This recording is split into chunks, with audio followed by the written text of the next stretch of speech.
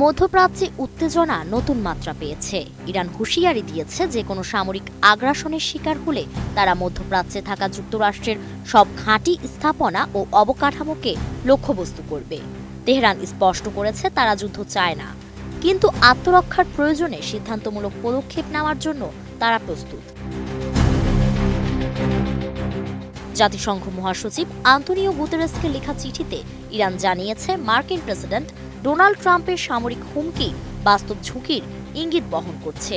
Tehran আরও জানিয়েছে তারা কূটনৈতিক সমাধানের জন্য প্রতিশ্রুতিবদ্ধ এবং তাদের শান্তিপূর্ণ পারমাণবিক কর্মসূচি নিয়ে কোনো অস্পষ্টতা থাকলে তা দূর করতে প্রস্তুত।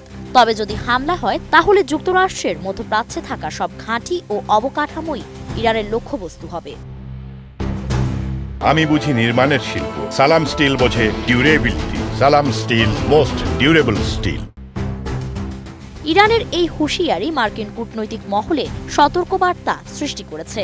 ওয়াশিংটন ডিসিতে বোর্ড অব পিসের উদ্বোধনী সভায় ট্রাম্প সতর্কবার্তা দিয়েছেন। তিনি বলেন, গত বছর ইরানের 3টি পারমাণবিক স্থাপনায় যুক্তরাষ্ট্র হামলা না চালালে তেহরানের হুমকি মধ্যপ্রাচ্যে শান্তি বজায় রাখতে বাধা দিত। এখন পরিস্থিতি আরও জটিল এবং আগামী 10 দিনের মধ্যে ইরানে হামলার ব্যাপারে কৌশলগত সিদ্ধান্ত আসতে পারে। ইসরায়েলি প্রধানমন্ত্রী বেনিয়ামিন নেতানিয়াহুও সরাসরি সতর্ক করেছেন, যদি আয়াতুল্লাহরা আমাদের উপর আক্রমণ করে তবে তাদের জবাব এমন হবে যে তারা কল্পনাও করতে পারবে না। এই মন্তব্যের পরেই মধ্যপ্রাচ্যে নিরাপত্তা এবং সামরিক প্রতিক্রিয়ার সম্ভাবনা নিয়ে আন্তর্জাতিক মহলে উত্তেজনা আরও বেড়ে গেছে। এই পরিস্থিতিতে যুক্তরাজ্য ও মার্কিন সামরিক অভিযানে নিজেদের বিমান ঘাঁটি ব্যবহার করতে অস্বীকার করেছে।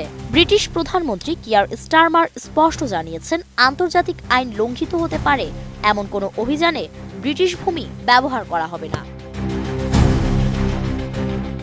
রাশিয়ার পররাষ্ট্রমন্ত্রী সের্গেই ল্যাভরভ এই পরিস্থিতি আগুন নিয়ে খেলা হিসেবে আখ্যায়িত করেছেন।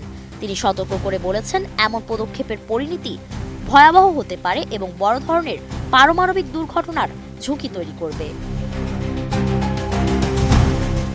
ইরানের চিঠি এবং মার্কিন হুঁশিয়ারি মধ্যপ্রাচ্যের রাজনৈতিক অবস্থাকে আরও জটিল করেছে।